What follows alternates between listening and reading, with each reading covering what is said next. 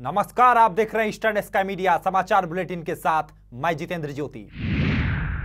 अरुणाचल प्रदेश में नामसाई प्रदेश का अगला एजुकेशनल हब बनने की तैयारी कर रहा है। एक विश्वविद्यालय, 2 कॉलेज, 1 पॉलिटेक्निक एवं नर्सिंग स्कूल की स्थापना का शिलान्यास मुख्यमंत्री नाबाम तुकी ने किया। लगातार दूसरी दफे मुख्यमंत्री बनने के बाद नाबाम तुकी पहली बार लोहित जिले के नामसाई सब डिवीजन के दौरे पर पहुंचे थे। वेनेरेबल उक्तारा बेथानी कॉलेज के निर्माण का उद्घाटन करते हुए नाबाम तुकी ने शिक्षा के क्षेत्र में किए गए वायदे को पूरा करने की कोशिश की, जो प्रदेश के विकास में सहायक सिद्ध होगा। ये कॉलेज मानवों में स्थापित किया गया है, जो नामसाई के समीप है। कॉलेज की स्थापना के लिए पूर्व विधायक चाउ खाउक मानवों ने यह प्लॉट दिया है। इस अवसर पर कई छात्र छात्राओं के अलावा प्रदेश के कई मंत्री, जिसमें चाउना मेन व कामलुंग मोसांग मौजूद थे। रविवार को जंतर मंतर पर आपके संयोजक अरविंद केजरीवाल ने भाजपा पर निशाना साधा और कहा, आपसे डरती है भाजपा। अरविंद केजरीवाल ने रैली को संबोधित करते हुए कहा कि भारतीय जनता पार्टी अब चुनाव से डरने लगी है। उसके आंतरिक सर्वेक्षण में ही यह पता लगा है कि अगर अभी चुनाव हुए तो भाजपा को करारी शिकस्त मिलेगा आम आदमी पार्टी से। वहीं आम आदमी पार्टी के मनीष सिसोदिया ने दिल्ली गेस्ट एसोसिएशन टीचर्स की मांग को भी एक ढंग से प्रस्तुत करने की कोशिश की और कहा कि अगर आम आदमी पार्टी की सरकार बनती है तो सभी गेस्ट टीचरों को अस्थायी किया जाएगा। वहीं यूपीएससी पर आम आदमी पार्टी के गोपाल राय ने कहा कि यूपीएससी में सीसेट का विरोध कर रहे छात्रों पर दिल्ली पुलिस की बर्बरता कहीं से भी न्याय संगत नहीं है। वहीं प्रशांत भूषण ने भी एलजी पर सवाल उठाए और अरविंद केजरीवाल ने भी सवाल उठाए। मसलन अब दिल्ली की जनता आने वाले चुनाव में किसके साथ जाती है, यह तो चुनाव के बाद ही पता चल पाएगा। लोग ये कहने लगे थे कि महंगाई कम नहीं हो सकती और भ्रष्टाचार कम नहीं हो सकता। सिर्फ 49 दिन में हमने महंगाई भी कम करके दिखाई और भ्रष्टाचार भी कम करके दिखाया। और इसीलिए कह रहे कि आज विधानसभा भंग कर दो, 2 महीने बाद सरकार बनेगी, वापस भ्रष्टाचार भी कम कर देंगे और महंगाई भी कम करके दिखा देंगे। ये अच्छे दिन सिर्फ वादों से नहीं आते, विज्ञापन और पोस्टरों से नहीं आते, ये तो महंगाई कम करने से आते हैं, रिश्वतखोरी कम करने से आते हैं। और ये अच्छे दिन वाली सरकार ना महंगाई कम कर पाती है, ना भ्रष्टाचार कम कर पाती है। वापस आम आदमी पार्टी की सरकार बनेगी तो इसी मन से ऐलान कर रहे हैं कि जिस दिन सरकार बनेगी उसके बाद से महंगाई फिर से कम होने लगेगी और भ्रष्टाचार भी कम होने लगेगा। यहीं बैठे थे अन्ना जी, याद है सब लोगों को? यहीं बैठे थे अन्ना जी। मुझे याद है उस अन्ना आंदोलन के दौरान ये सारी पार्टियां मजाक उड़ाया करती थी हमारा। ये सारी पार्टियां कहा करती थी, हिम्मत है तो चुनाव लड़के दिखाओ, हिम्मत है तो चुनाव लड़के दिखाओ।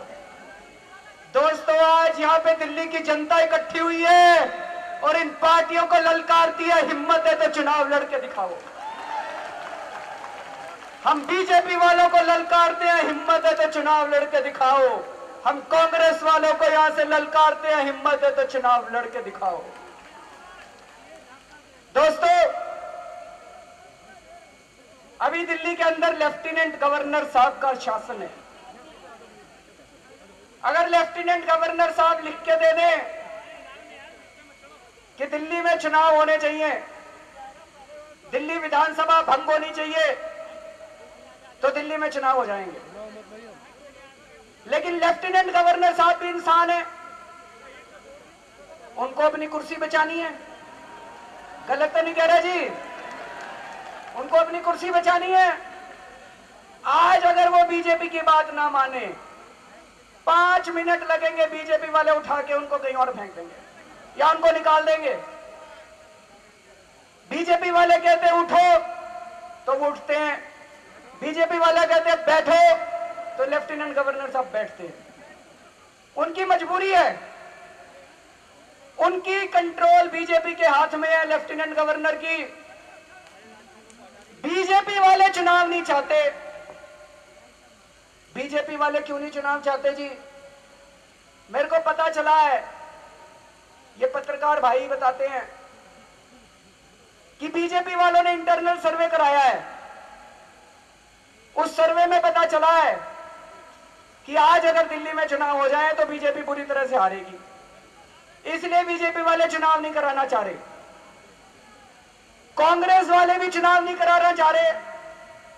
कांग्रेस वालों को पता है, ये जो आज कांग्रेस के एमएलए हैं, इनको पता है कि 8 के बाद अगर आज चुनाव हो जाए, पता नहीं 2 भी बचेंगे कि नहीं बचेंगे कांग्रेस में। फिर आम आदमी पार्टी चुनाव चाहती है, लेकिन हमें कोई जल्दी नहीं है चुनाव की। मैं अंदर की बात बता दूं आपको, भाई साहब, जैसे जैसे समय बीतता जा रहा है, वैसे वैसे आम आदमी पार्टी की सीटें बढ़ती जा रही हैं, बीजेपी की सीटें कम होती जा रही हैं।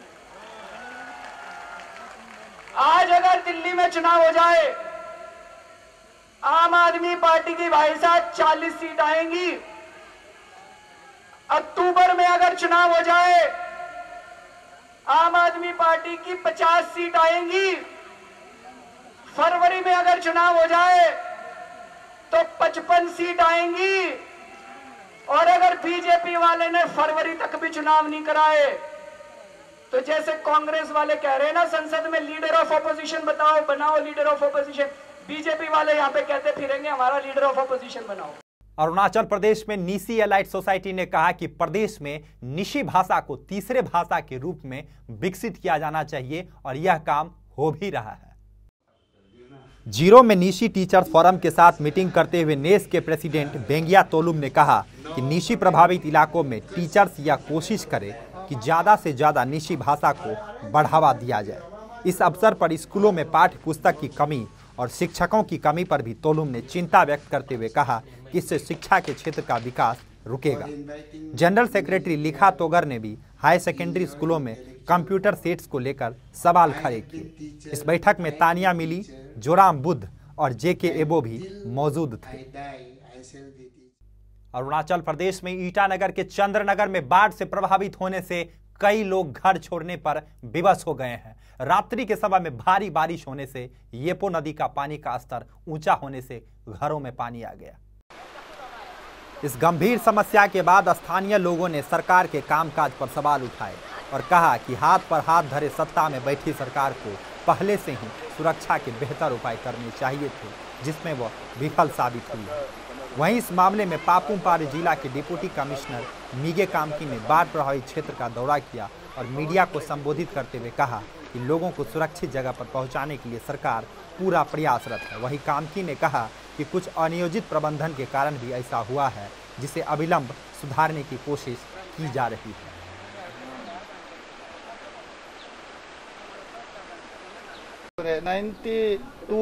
नाइन्टी टू में जो ये बनाया था, ब्रिज बनाया था BRT, तो हम लोग रिक्वेस्ट करके इधर ये में बोल्डर वाल को इतना तो हम लोग ले आए जाली में। तो उसका बाद में वो BRT लोग खाटने का बाद जब पॉलिटिक्स आ गया किपा बाबू लोग का टाइम में, वो एक साइड बहुत साइड नीचे को सिर्फ ज्ञान गंगा साइड को बनाया। फिर अभी ये टाइम में 1 करोड़ रुपया दिया है, बोला है, वो पॉलिटिक्स लेकर के फिर वो साइड बनाया। हम लोग को ऊपर साइड में अभी तक गवर्नमेंट, स्टेट गवर्नमेंट का 1 पैसा भी अभी तक नाम नहीं है। ये हम लोग अपना इंटरेस्ट है बना के जैसे तैसे protection into the waterbed, riverbed, and this protection of wall into the riverbed obstructing the natural path of water is causing great havoc, and it is causing further erosion across the other side of the bank, and it is threatening much greater area at the top of the residential areas. फिर इसी का portion उस तरफ से erosion किया जा रहा है, उसमें ऊपर में रेसिडेंशियल एरिया है, उसको भी इरोजन करने का डर है। फ्यूचर में गिरना तो करीब वो इलेक्ट्रिक पोस्ट तो ये पावर लाइन तो उसका गिरना तो बिल्कुल ही तय है। एंड देन नीचे और जाके और भी डिस्ट्रक्शन होने का डर है फ्यूचर में।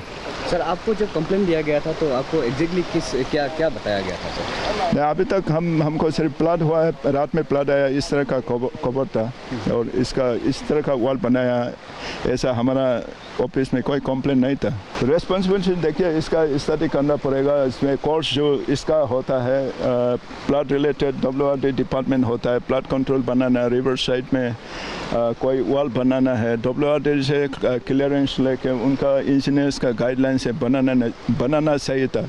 इस तरह बिना एडमिनिस्ट्रेशन का इन्फॉर्म किए हुए अपना से रिवर कोर्स को ऑब्स्ट्रक्ट करना बहुत ही खराब है। इससे खुद को भी खतरा होगा, दूसरे को भी खतरा होगा।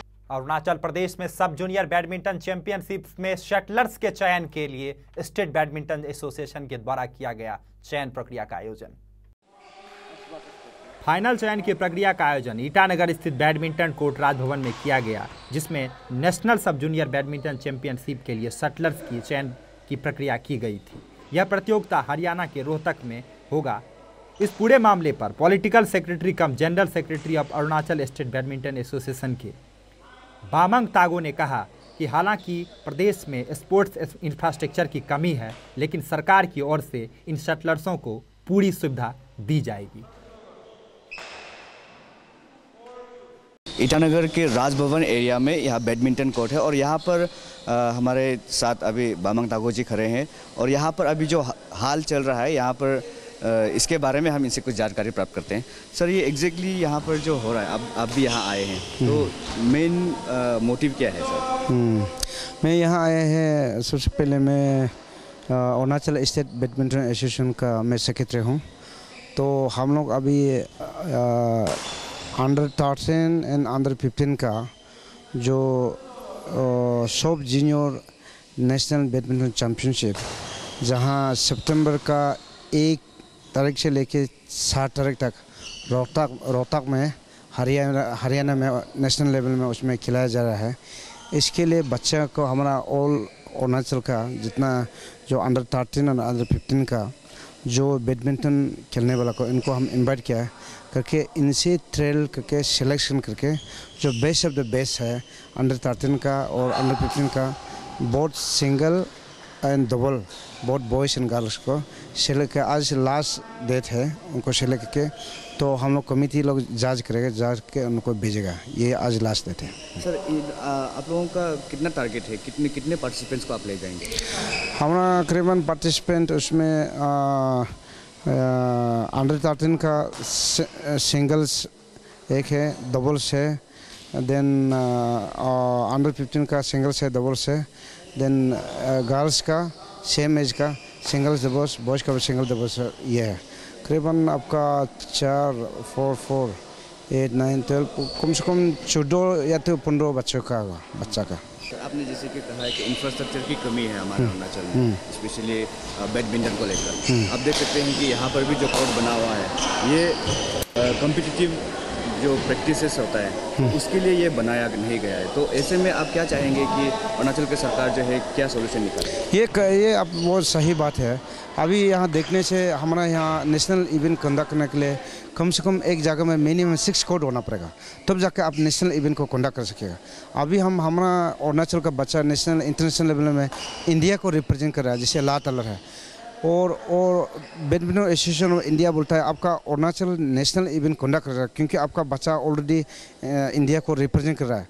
लेकिन हमारा यहाँ में इंफ्रास्ट्रक्चर नहीं है जो नेशनल इवेंट कंडक्ट करने के लिए। तो नेशनल इवेंट को कंडक्ट करने का एक क्राइटेरिया है, आपको एक जगह में मिनिमम 6 कोर्ट और 4 कोर्ट और 8 कोर्ट होना पड़ेगा। तो उसका टीवी का, दूरदर्शन का लाइव को हो प्रोविजन होगा। तो ये जो है just trail practice just veteran लोग का ये है। तो इंफ्रास्ट्रक्चर में हमको थोड़ा ध्यान देना पड़ेगा। विश्वास है कि हमारा तुकी साहब अभी ध्यान देगा, इनको पता है इंफ्रास्ट्रक्चर फुटबॉल से लेकर बैडमिंटन और क्रिकेट लेकर क्या इंफ्रास्ट्रक्चर हो, इनसे इनको जानकारी है, साइड हो टेकअप करेगा। और हम लोग भी क्लोजली डिस्कस कर रहे हैं और उसको कैसे आगे बढ़े। और हमारा प्रेसिडेंट जो मिति साहब है, हम लोग का थोड़ा कुछ दिन का बाद हम लोग दिल्ली जाएगा तो हमारा एक 6 कोर्ट स्टेडियम के लिए, मल्टीपल स्टेडियम के लिए, तो गवर्नमेंट ऑफ इंडिया को भी हम लोग अप्रोच करेगा कि हमारा अरुणाचल में ये पोटेंशियल है, हमको इंफ्रास्ट्रक्चर देना बोल के वो हम लोग रिक्वेस्ट किया जाएगा। अरुणाचल स्टेट बैडमिंटन एसोसिएशन के जनरल सेक्रेटरी बामंग तागो, जो कि सीएम के पीआरओ भी है, तो इनका आज यहाँ पर राजभवन बैडमिंटन कोर्ट में एक विजिट किया गया है जहाँ पर सिलेक्शन किया जा रहा है अंडर 13 एंड अंडर 15 के प्लेयर्स को, जो हरियाणा में रोहतक में अपने नेशनल लेवल में जो बैडमिंटन का चैंपियनशिप होने जा रहा है तो उसमें पार्टिसिपेशन करने के लिए। और ऐसे में बामंग तागो जी ने कहा है कि अरुणाचल में इंफ्रास्ट्रक्चर के कमी की वजह से और कोचेस के कमी की वजह से, प्रोफेशनल कोचेस की कमी की वजह से यहाँ के स्टूडेंट्स को, यहाँ के प्लेयर्स को प्रॉपरली ट्रेनिंग नहीं दिया जा सक रहा है। और उन्होंने ये भी कहा है कि अरुणाचल में इंटरनेशनल या नेशनल लेवल के इवेंट को ऑर्गेनाइज करने के लिए यहाँ पर इंफ्रास्ट्रक्चर की कमी है, जहाँ पर 6 या 7 कोर्ट होने वाले स्टेडियम, इंडोर स्टेडियम की ज़रूरी है। तो आने वाले समय में इन्होंने कहा है कि आने वाले समय में स्टेट गवर्नमेंट के तरफ से इस पर बिल्कुल ही ध्यान दिया जाएगा, ताकि स्पोर्ट्स को अरुणाचल में बढ़ावा दिया जाए एज ए कैरियर। कैमरामैन ताजू मिंदो के साथ मैं नीलम राजा, eastern sky media, Arunachal Pradesh. Delhi के कोरियन कल्चरल सेंटर में संपन्न हुआ के पॉप कॉन्टेस्ट ऑडिशन समारोह। डांस और गाने के लिए हुआ था यह ऑडिशन। इस महीने के 30 तारीख को होगा सिरी फोर्ट स्टेडियम में ग्रैंड फिनाले। दीमापुर, मुंबई और चेन्नई से चुने जाएंगे प्रतिभागी।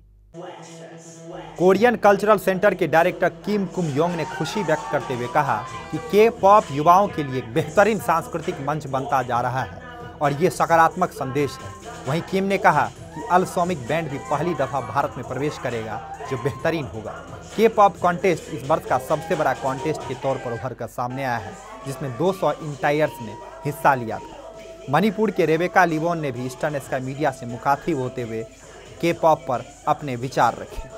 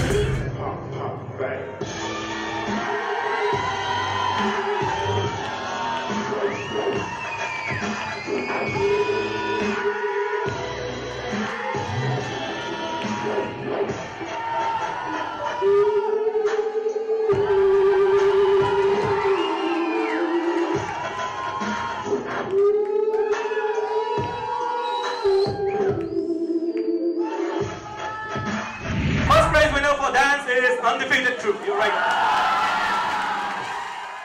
The participant level is quite higher than last year. This K-pop started just 2 years back, but when you compare with 2012, 2013, it's amazing. The growing of the level of the performance is amazing. I got through the online auditions and I was like so excited because I got the first out there, and then I was kind of excited and scared because there were so many talented people too. Then I don't know, I came here and I didn't even expect I'll get it, but then I got it and I'm so happy. I'm here with the winners of the Delhi auditions for the dance category, and they are the undefeated crew, and in fact they've just proved it, right? So how does it feel to emerge as the winners in this ultimate audition? We perform like we बहुत nervous हो रहे थे हम बहुत ज़्यादा perform करने से पहले, बट फिर हमने सोचा कि क्या सा नर्वस भी डांस फॉर फन, सो हमने जस्ट फन किया और कोशिश करी कि हम अपना बेस्ट दें। और आपको क्या लगता है कि अब जब फाइनल्स होगा उसमें भी आप सक्सेसफुल रहेंगे, अनडिफीटेड रहेंगे? या डेफिनेटली, बिकॉज हम बहुत हार्ड वर्क कर रहे हैं, बहुत ज़्यादा दिन रात प्रैक्टिस करते हैं, and we deserve it to win. So what is your message to all the other contestants who are coming to Delhi from the other circles? सब बच के रहो। सब बच के रहो। All right, so there is much excitement this time in the K-pop festival right from the Delhi auditions itself. Let's see how the big finale turns out to be. This is Prashanti reporting for Eastern Sky Media with camera person Deepak. आज के अंक में फिलहाल इतना ही। नमस्कार।